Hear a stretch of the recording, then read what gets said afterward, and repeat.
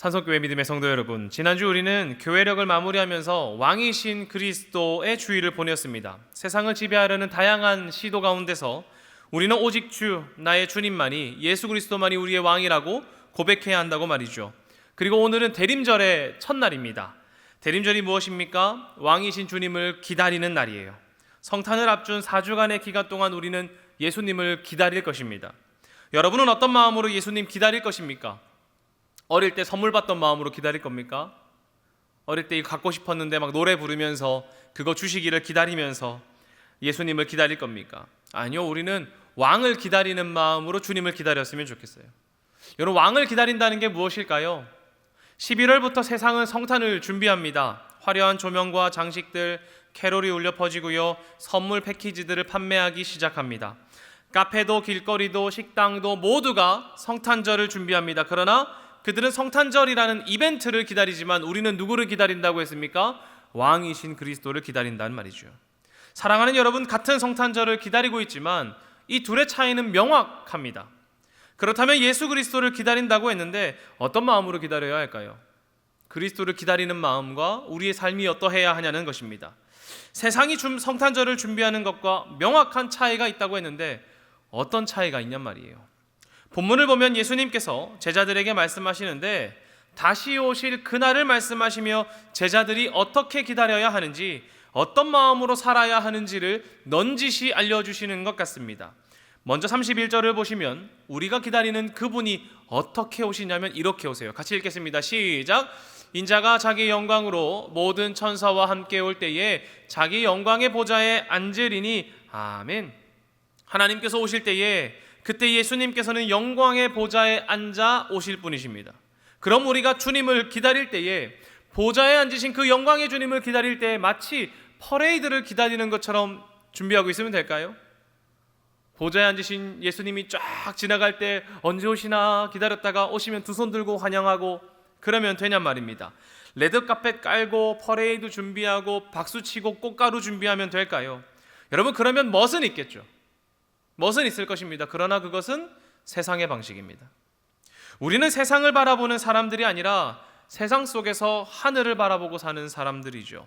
예수님의 통치를 따라 사는 사람들이란 말입니다. 그렇다면 주님의 통치를 따라 살아가는 사람은 예수님의 오심을 어떻게 기다릴까요? 말씀을 살펴봅시다.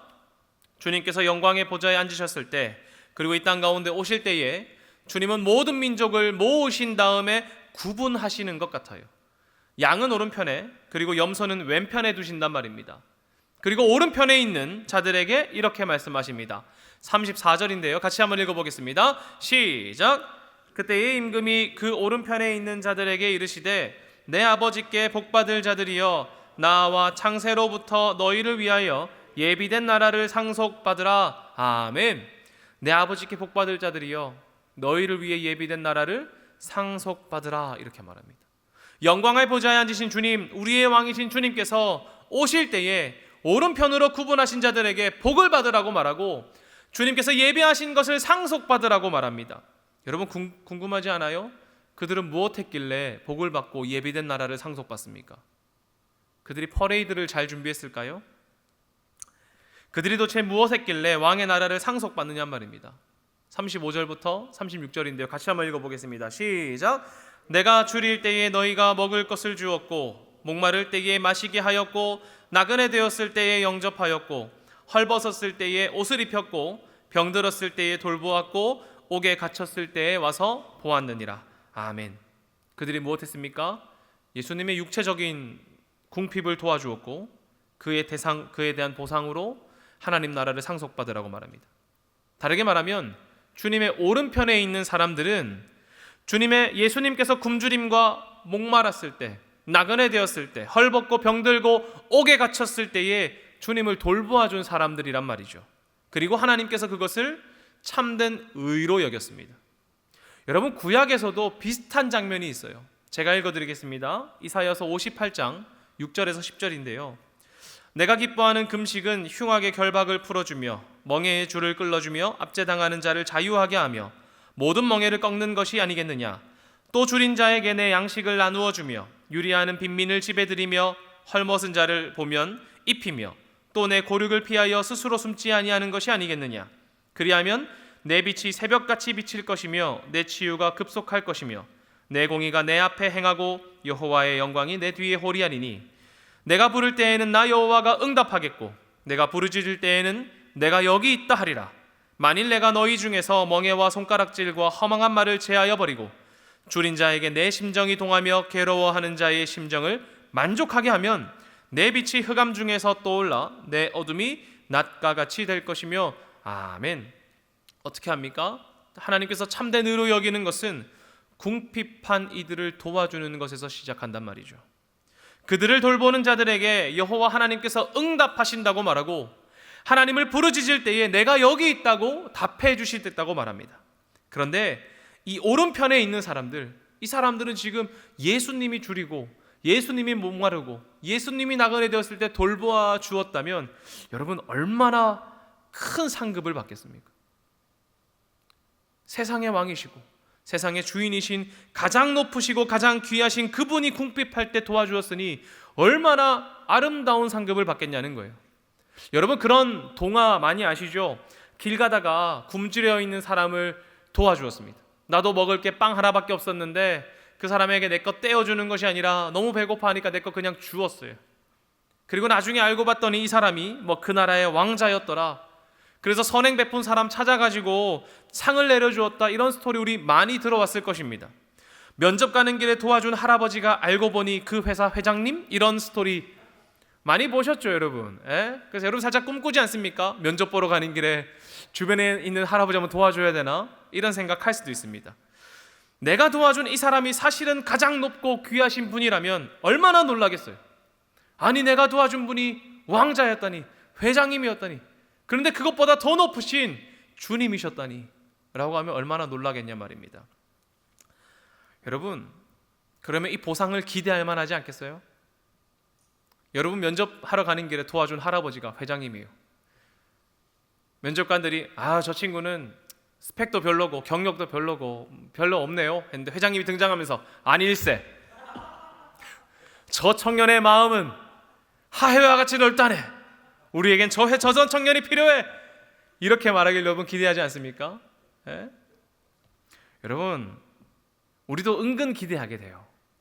그러지 않겠어요? 내가 도와준 분이 회장님인데 그분이 지나가다가 나 보면 너 나 도와준 사람 아니야? 하길 우리 기도하잖아요. 여러분 그런데 오늘 본문을 보면 보상을 받는 사람들이 있는데 이 보상을 받는 사람들이 어떻게 말할까요? 내가 도와준 분이 주님이었으니까 얼마나 큰 거 주실까? 이런 기대할까요? 저라면 좀 그럴 것 같아요. 내가 예수님 이거 도와줬는데 예수님 내가 이때 좀 섬겼지 않습니까? 그럼 나에게 좀 좋은 거 주셔야 되지 않을까요? 이런 생각 저 할 것 같단 말이죠. 그런데 이 사람들 반응이 더 재밌습니다. 내가 언제 그랬습니까? 이러는 거예요. 내가 언제 도와줬냐는 거예요. 도대체 이들은 하나님에게 한 거 기억도 못하는 걸까요? 저는 다 기억하거든요. 하나님 제가 이때 주님 섬겼지 않습니까? 제가 고등학교 때 3년 동안 야자 다 빠지고 금요일마다 가가지고 금요차라 찬양팀 섬겼잖아요. 하나님 내가 밤까지 맨날 남아서 기도하고 그랬잖아요. 하나님 내가 어려울 때 어려운 교회 가서 그들을 함께 했지 않습니까? 예배가 사라질 뻔한 교회 가서 그 예배를 세웠지 않습니까? 하고 하나님께 은근히 보상을 바라고 있는지도 모릅니다. 근데 이 사람들이 말하는 거예요. 내가 언제 그랬냐고요. 내가 언제 보상받을 만한 일을 했냐고 말입니다. 저는 속이 좁아서 그런가 교회 한 거 말고 어릴 때 봉사한 것도 다 기억하거든요. 교회 다니기 전에 봉사 갔던 영도에 있던 보호소에 가서 애들 돌본 것도 기억나고요. 고등학교 2학년 때문에 그 국립공원에 가가지고 공원에 가서 이렇게 쓰레기 줍고 했던 것도 다 기억납니다.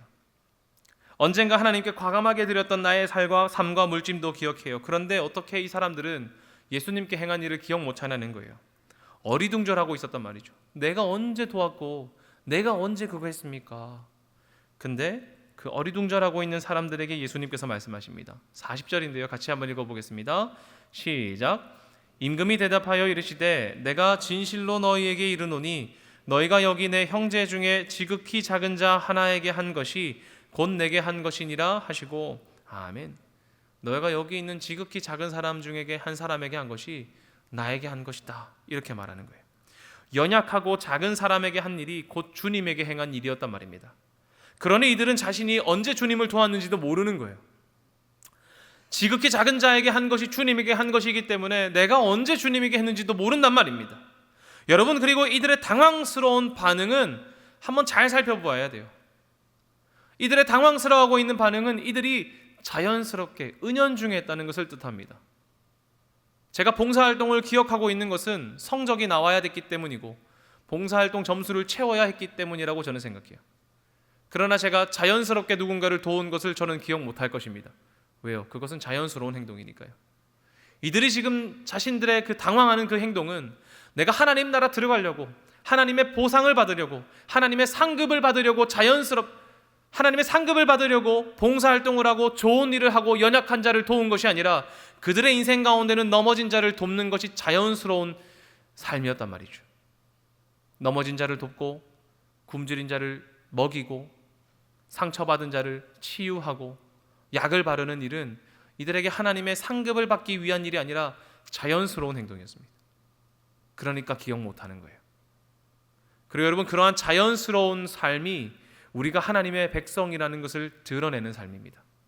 저는 여러분의 그 자연스러운 하나님 말씀을 따름으로 인하여서 주님의 삶이, 주님의 아름다운 백성이라는 것이 드러나기를 간절히 소망합니다.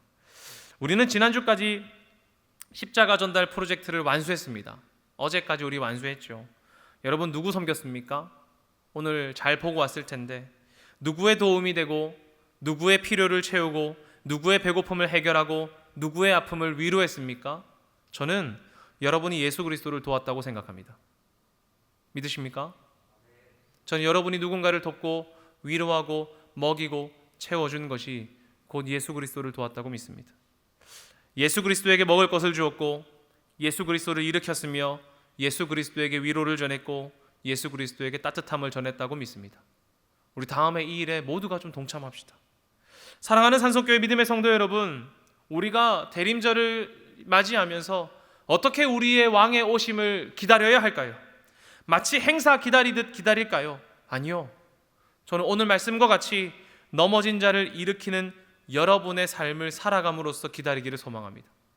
이번 대림절 기간 동안 여러분이 만나는 수많은 연약한 사람들, 넘어진 사람들, 위로가 필요하고 힘이 필요한 사람들에게 가서 힘이 되어주시고 먹여주시고 위로 전해주십시오.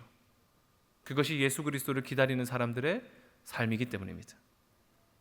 약한 자를 살피고 연락 한 번 더 하고 만나러 가고 위로하고 사랑하고 서로를 채워주십시오.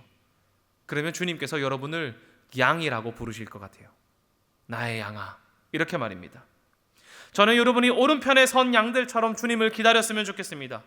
상급을 기대하며 약한 자를 돌보는 것이 아니라 하나님 나라에 속한 자들인 것처럼, 내가 하나님 나라에 속한 자이기 때문에 예수님께서 우리를 돌보신 것처럼 나도 주님처럼 연약한 자를 돌보겠습니다.